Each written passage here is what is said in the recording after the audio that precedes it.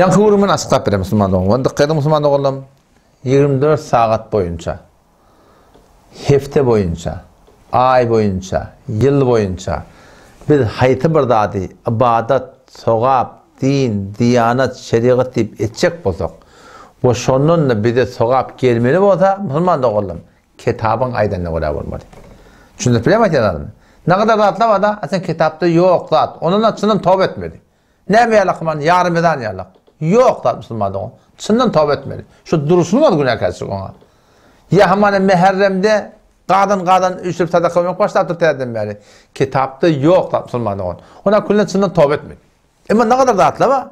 Kitapta Bağdat, şeriatta buyurulanda bütün Türkmen Sahra elin cihanın şonu doğrulat diye. Ne mi yalak namaz yalak. Arada yalak. Şoňa men zikir yalak. Şoňa men Kur'an okumak yalak. Şoňa men üçür ölmek yalak.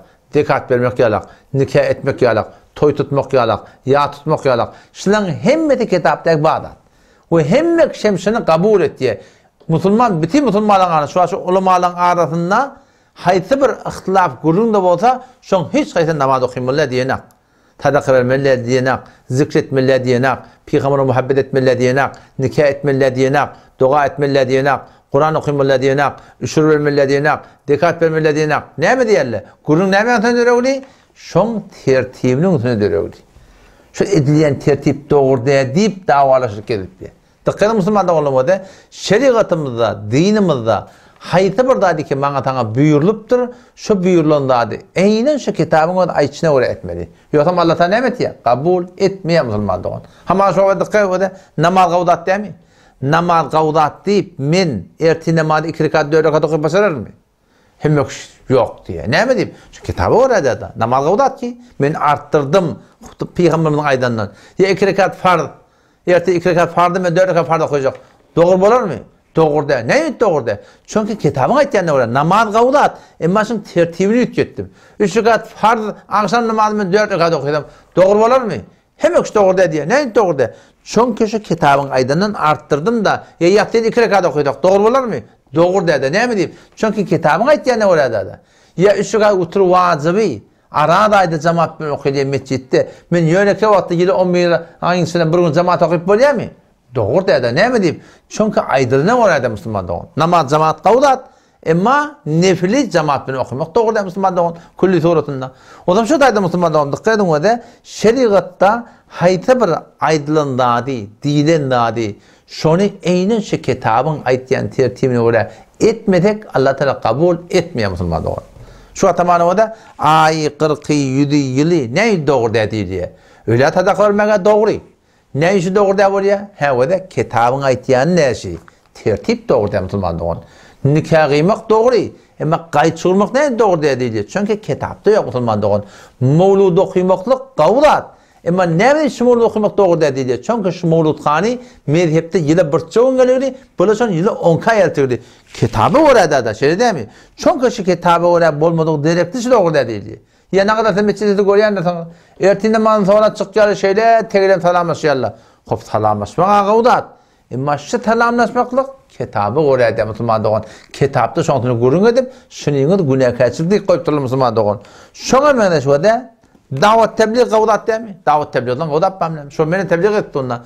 Emma dawat tebliğ etjek diýip heleýlere, namehremlere biduni perde görüň bermeklik näme? Görüň bermege gawdat. Huda bilen Peýgamberden görünmerdi. Emma şu tertip doğru da şu daýdan şoňa haram diýdi. Ya denany jamaatyň gidip başdaki erkekden diýer talmaklygy şeriat uğruna izade berilenýär. Emma wagtyki biduni perde hele erkeňe mehrem namehrem raýat etmäni gelip der ferýärler. Gurun näme şoň tertibini unutan musulmandyň. Odam şu taýdan marahym, şu bütün Türkmen Sahrada şu arda gurunlaryň hemme näme şin dawa boldy? Şu tertibe oraya edilmetilik direk musulmandyň. Şu taýda inşallah tarapy näme diýdik? Gaýym bolaýly. Şeriat uğruna haýty bir etýän işimiz kitaba oraya bolmasa Allah taala kabul etmeýär musulmandyň. O deşe namazyny görýän. En tejik etýän okuýap dursaň ýene bir aýtmap dursaň namazyny öwlap okuýdyp durdy dämi? O da şu namazyň inki aňyrbas ibadat bolmagyny kabul etýär. Emma şu namazyň haýty bir ýerine Hudaý talan kitabyna Peýgamberiň şeriatyna göre edilmedik direk näme diýdi? Dogry diýip aýdylýar da. Galan adlı musulmandyň ene şuň görüň ýa. Bugün adına ne mi diyorlar? Başka kuluna aytmayalım diyorlar. Müslüman onda kavga teş ahun ipten cemaatin avuluna 150'si bilen aktos. Ahun et kovertler da bilen kimini. Ama bir ahun et kovertler ne kadarlarını. Ne kadarlar da o da bilyelle. Ehli hak Türk mesela adı bilyelle yöne yuvaş aytmak kağıtlarına var. Şu yuvaş deyip bu da kullan gayrına gömülüp var ya bizim düşünüşümüzde. Ne kadarlar da var. Olur aytmayanlar adından, avrayından, muğitinden korku aytmayanlar. Ne deyip? Ağır bunu aytmaptırlar, gururun kavuşadıptırlar. O şatoğlatında var akımsın iyiydi ulay alıptır, iyiydi arasında var akım yoğun oluptır. Şimdi gelip şunu ayttan, onu bütün iyiyle taraf olmalı yani.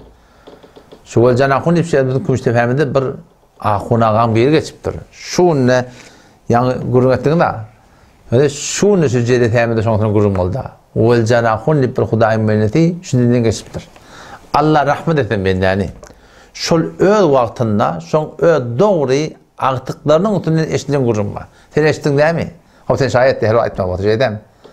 Şol öz aktıklarının üstünden eşitliğin gururun var. Sayman, çadırı tutman, kurman, bunu yol ederler deyiptir biliyor musun? Ne şu okun yol olur. Kitapta şu yok da Müslümanlar onu. Bir ölünne çadır tıkmeli, falan, sıratlı kitapta yok da Müslümanlar onu. Birinin önü cahil yok, o da oturmanı tıkmeten emin, çerez ne mi deysen, yönesi şeriatta yok da Müslümanlar onu. Bunun bar var ne iş yok, hiç kim yok var ne iş yok. O canakundan yine bir tane var kep gelir bir de. O da ne mi kepti? Yani sen ayıttırdın ha, ne mi? Bir adam ayette var yapmıştık. O canakundan önünden çıkıptır, ya o canakundan önünden çıkıptır. Selamun aleyküm aleyküm selam. Nilek var yardın? Nilek var yanıptır? Ayette var yanıptır. O ne mi soraptır? Avval baranaq mı deyiptir? Onun avval bardım deyiptir. Ha, ondan qaltamançılığı var yani nemetan deyiptir. Ya şu öğürlep ayette barmaklık, şol qaltamançılık şu deyiptir. Oğurluk şu deyiptir durmadı o. Ne mi deyip? Çünkü kitabı orada da. Ayet vermekliğe bağdat. Ama ayet verecek olan dine birçe taraf vermem Müslüman doğan. Bes şıbollu, o da erk adamlarının için Müslüman doğan. Heleyle sonra bir vaat Allah kuvada barcak vata yaatlayın Allah. Daşanak familli, ola bartabara, ola gurun ayrı Müslüman doğan. O zaman şu tayda Müslüman doğan vada sözün gıytkatı, köp ahullarımın biliyerler. Ne kadarlar yoğuş açacaktık ketip yerler, ne kadar da biliyerler ama yol olalıq direkli, yol olalıq direkli, idarın cahilişalıq direkli, yani şolan kepten, gurrungden, dağıttan, kıyınan taktı çekilip de şu dağıtları ne mi diyeyim ben? Aydı bilmeyen yerler, Müslüman doğun. Toprağın başında gurrungda şu olsan, doğurtan aytyanın diye ki, ama aydı bilmeyen yerler. Aytsan ne mi diye, aytsan sadece gurrun da ne mi? Vehhabi adını alma, oluyor artık kıyınan taktı, idarında. O şu doğrusunda avadan çıkmakla hem teyarlık görme oluyor.